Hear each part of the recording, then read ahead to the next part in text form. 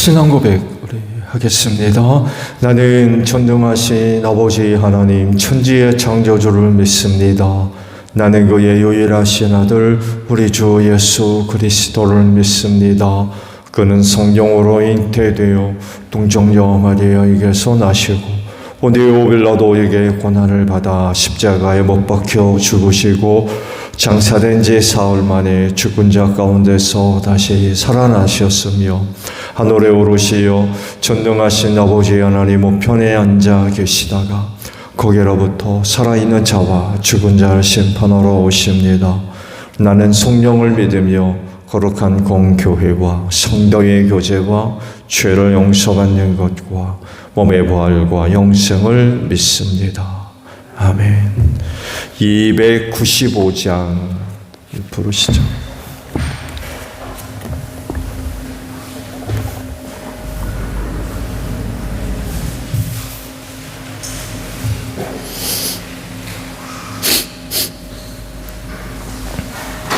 찬송가 295장이에요.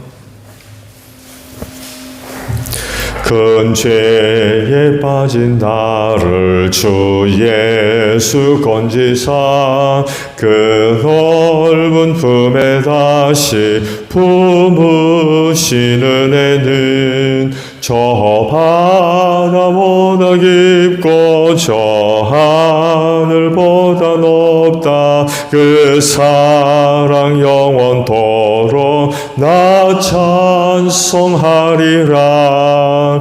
날로 더욱 귀하다. 날로 더욱 귀하다. 한이 없이 넓은 우리 주의 사랑 날로 더욱 귀하다. 옛날에 유대 땅에 주 예수 다닐 때 그 은혜 받으려고 큰 불이 모였네. 눈 먼저 병든 자를 다 고쳐주셨으니 나 같은 죄인까지 그 은혜 받도다. 날로 더욱 귀하다. 날로 더욱 귀하다. 한이 없이 넓은 우리 주의 사랑 날로 더욱 귀하다. 주 크신 사랑으로 만 백성 위하여 그 십자가의 고난 다 받으셨으니 그 속죄 받은 성도 큰 소리 함께 높여 얹혀 지 흘리도록 주 찬송하리라. 날로 더욱 귀하다. 날로 더욱 귀하다. 한이 없이 넓은 우리 주의 사랑 날로 더욱 귀하다. 스가랴 1장 7절에서 마지막 절까지 말씀을 봅니다. 다리우스 왕 인영 11째 달에 곧 스바돌 29날에 주님께서 이또의 손자이며 베레가의 아들 스가랴의 연자에게 말씀하셨다. 지난밤에 내가 환상을 보니 붉은 말을 탄 사람 하나가 골짜기에 있는 화석류 나무 사이에 서 있고 그 사람 뒤에는 붉은 말과 밤색 말들과 흰 말들이 서 있었다. 그래서 내가 물었다. 천사님, 이 말들은 무엇입니까? 내게 말하는 천사가 대답하였다. 이 말들이 무엇을 하는지 내가 너에게 보여주겠다. 그때 화석류 나무 사이에 서 있는 그 사람이 말하였다. 이 말들은 주님께서 온 땅을 돌아다니면서 땅을 살펴보라고 보내신 말들이다. 그리고 말에 탄 사람들이 화석류 나무 사이에 서 있는 주님의 천사에게 직접 보고하였다. 우리가 이 땅을 두루다니면서 살펴보니 온 땅이 조용하고 평안하였습니다. 주님의 천사가 주님께 아뢰었다. 만군의 주님, 언제까지 예루살렘과 유다의 성읍들을 불쌍히 여기지 않으시렵니까? 주님께서 그들에게 진노하신 지 벌써 70년이나 되었습니다. 주님께서는 내게 말하는 천사를 좋은 말로 위로하셨다. 내게 말하는 천사가 내게 일러주었다. 너는 외쳐라. 만군의 주님께서 이렇게 말씀하신다. 나는 예루살렘과 시온을 몹시 사랑한다. 그러나 안일한 생활을 즐기는 이방 나라들에게는 크게 화가 난다. 나도 내 백성에게 함부로 화를 내지 않는데 이방 나라들은 내 백성을 내가 벌주는 것보다 더 심하게 괴롭힌다. 그러므로 나 주가 이렇게 선언한다. 나는 예루살렘을 불쌍히 여기는 심정으로 이 도성에 돌아왔다. 그 가운데 내 집을 다시 세우겠다. 예루살렘 위에 측량줄을 다시 긋겠다. 나 만군의 주의 말이다. 너는 또 외쳐라. 나 만군의 주가 말한다. 내 성읍마다 좋은 곳으로 다시 풍성하게 될 것이다. 나 주가 다시 한번 시온을 위로하겠다. 예루살렘은 다시 내가 택한 내 도성이 될 것이다. 내가 고개를 들어보니 뿔 4개가 내 앞에 나타났다. 나는 내게 말하는 천사에게 물었다. 이것은 무슨 뿔들입니까? 그가 나에게 대답하였다. 이것들은 유다와 이스라엘과 예루살렘을 흩어버린 뿔들이다. 그때 주님께서 나에게 대장장이 4명을 보여주셨다. 내가 여쭈었다. 이 사람들은 무슨 일을 하려고 온 사람들입니까? 주님께서 나에게 대답하셨다. 이 뿔 넷은 유다 사람을 뿔뿔이 흩어지게 하여 유다 사람이 감히 머리도 쳐들지 못하게 만든 나라들이다. 그러나 대장장이 넷은 곧 유다 땅을 뿔로 들이받아 백성을 흩어버린 이방 나라들을 떨게 하고 그 이방 나라들의 뿔을 꺾으려고 온 사람들이다. 아멘. 오늘 아침에는요,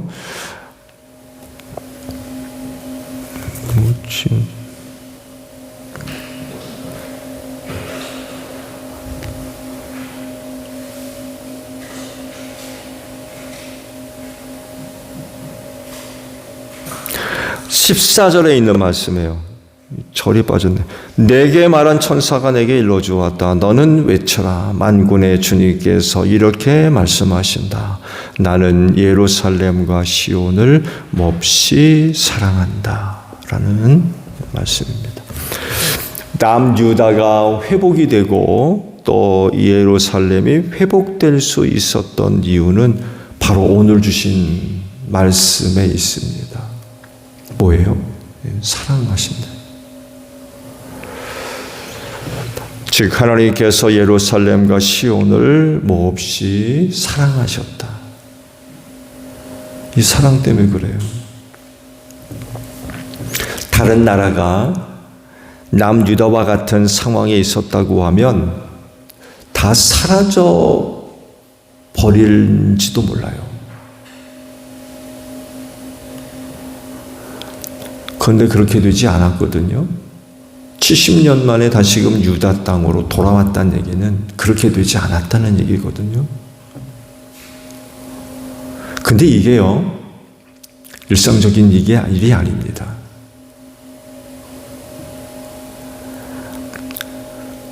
바벨로니아에 포로가 된 지 70년 만에 돌아왔다는 것은 특별한 일이에요. 그냥 자연스럽게 얼마든지 모든 나라와 민족이 그렇게 된다는 보장이 없기 때문에 그렇습니다. 이건 나라와 민족의 회복이죠. 기사회생이라고도 표현할 수 있습니다.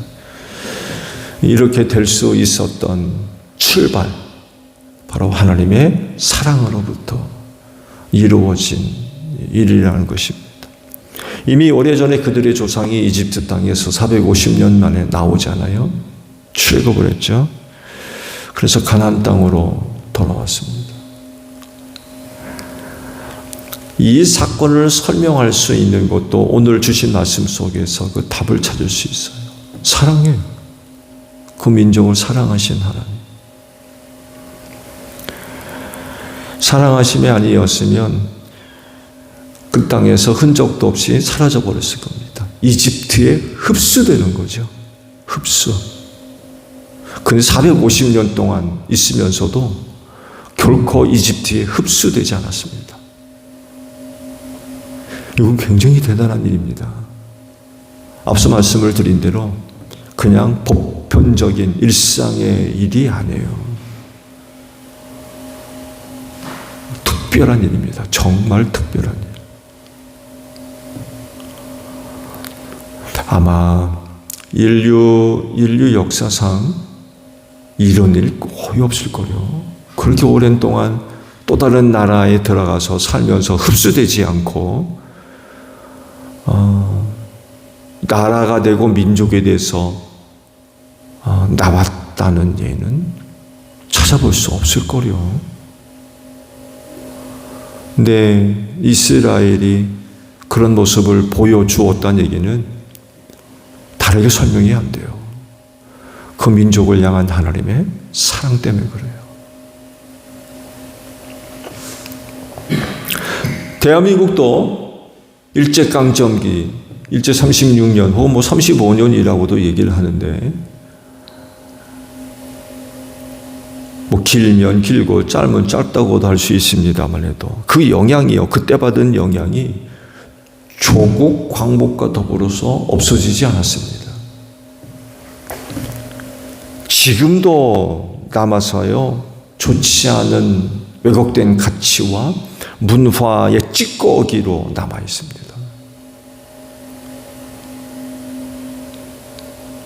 쉽게 지워지지 않습니다. 35년 만에 광복이 됐고 훨씬 그 이상의 시간이 흘렀음에도 불구하고 여전히 남아있어요. 그때 받은 영향이. 이런 것들을 볼 때에 이집트에서 450년 동안 바벨로니아 제국에서 70년 짧은 시간이 아니에요. 그렇지만 그들은 그곳에 흡수되지 않았습니다. 민족성 잃어버리지 않았습니다. 좋은 예로 야곱이 70명이 내려갔잖아요. 야곱의 식구 70명. 70명이 얼마로 불어나요? 장정 60만으로 불어납니다. 이건 뭘 얘기해요? 흡수되지 않았다는 얘기예요. 가문의 70명 미비하죠. 그럼 무슨 힘이 있어요? 그렇지 않나요? 무슨 힘이 있어요? 그런데도 불구하고 그래 오랜 시간을 머물면서 흡수되지 않았습니다. 대단한 일입니다. 이 가능했던 이야기는 그들을 향한 하나님의 사랑이 각별했다는 얘기예요.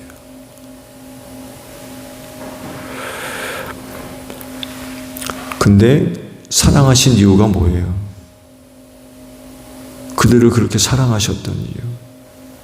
그들을 통해서 하나님의 구속사를 이루어 가시려고 하셨기 때문에 그래요. 아브라함을 선택한 이유가 뭐예요? 내가 너로 인하여 모든 이방 민족이 복을 받게 하겠다.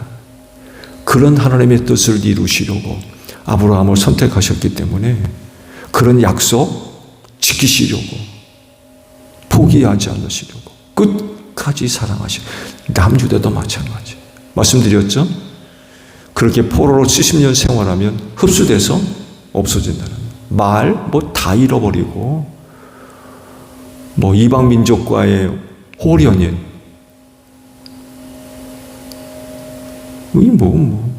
걷잡을 수가 없는 거죠. 민족의 정체성, 순수성 다 잃어버립니다. 근데 그대로 나오거든요. 그대로. 물론 대다수가 나온 건 아닙니다. 여전히 많은 사람들이 바빌로니아 제국에 머물렀어요. 그런데도 불구하고 그들은 민족적 정체성 전혀 잃어버리지 않았습니다. 그 민족을 통하여서 하나님의 구속사를 이루시려고 각별한 그런 그 사랑을 베풀어 주셨던 거죠. 그래서 하나님께서도 사람의 몸을 입으시고 독생하신 아들 우리 가운데 나타나실 때 어느 민족으로 오세요? 유대인으로 오십니다. 유대인으로. 그러니까 예수님 시대까지도 하나님의 구속사를 이루시려고 그들에 대한 각별한 그런 그 은혜와 사랑을 베풀어 주셨던 거예요. 그 예수님도 이에 관해서 사마리아 여인과의 대화 속에서 그런 말씀하잖아요. 구원이 어디서 나온다고요? 유대인에게서 나온다고까지 말씀하셨어요. 이 하나님이 포기하지 않으시는 거예요. 사랑 거두지 않으시는 거예요. 끝까지. 왜냐하면 그들을 통해 하나님의 구속사를 완성해야 되기 때문에 선택한 민족 버리지 않으시는 거예요. 끝까지 사랑하시는 거예요. 이런 사실들을 볼 때에 하나님의 사랑은 구원이죠. 또한 하나님의 사랑은 사람을 살리는 생명이기도 합니다. 이 사랑이 오늘 여러분들에게도 임하는 줄로 믿습니다. 오늘 여러분이 여기 있게 된 거 여러분이 예뻐서가 아니에요. 하나님의 사랑하심입니다. 앞으로도 마찬가지입니다. 왜냐하면 하나님의 자녀가 되고 하나님은 아버지가 되어주시고 그래서 하나님의 그 사랑은 끝이 없는 영원한 사랑이라는 거예요. 근데 중요한 사실 하나가 있어요. 그건 다른 것이 아니라 이 사랑을 모든 사람들이 받아들이지 않았다는 거예요. 세상을 구원하시려고 사랑을 주셨는데 그럼에도 불구하고 그 사랑을 받은 사람이 많지 않다는 거예요.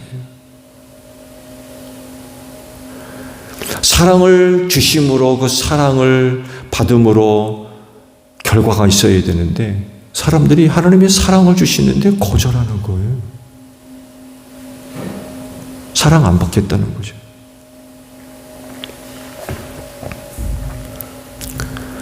그래서 하나님의 사랑을 받은 사람들 많지 않습니다.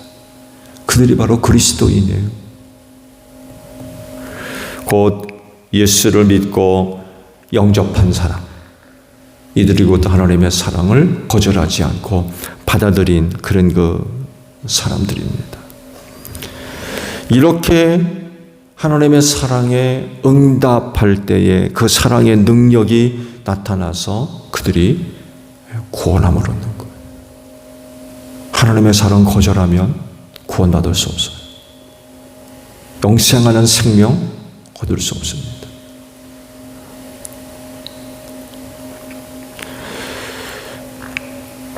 예수님은 하나님의 사랑입니다.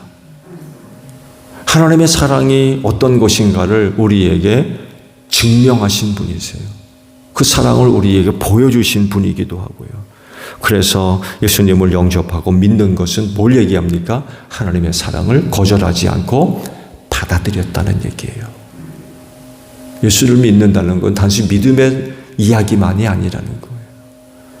우리를 사랑하시는 하나님의 그 사랑을 받아들인 겁니다.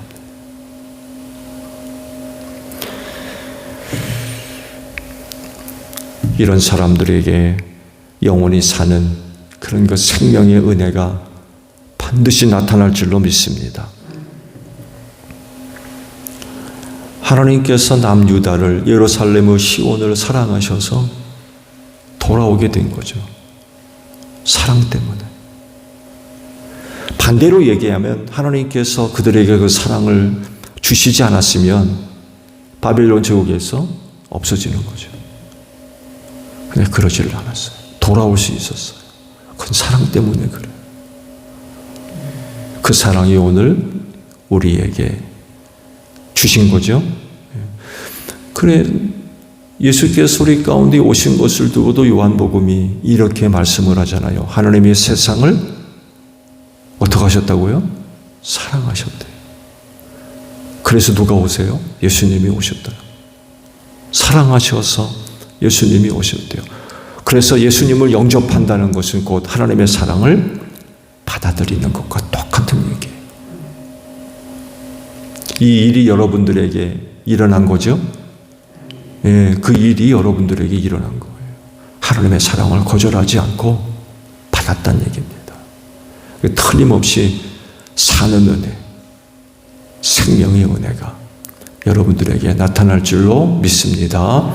주기도문 합니다. 하늘에 계신 우리 아버지, 아버지의 이름을 거룩하게 하시며 아버지의 나라가 오게 하시며 아버지의 뜻이 하늘에서와 같이 땅에서도 이루어지게 하소서. 오늘 우리에게 일용할 양식을 주시고 우리가 우리에게 잘못한 사람을 용서하여 준 것 같이 우리 죄를 용서하여 주시고 우리를 시험에 빠지지 않게 하시고 악에서 구하소서.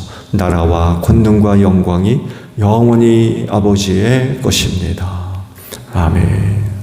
기도하겠습니다.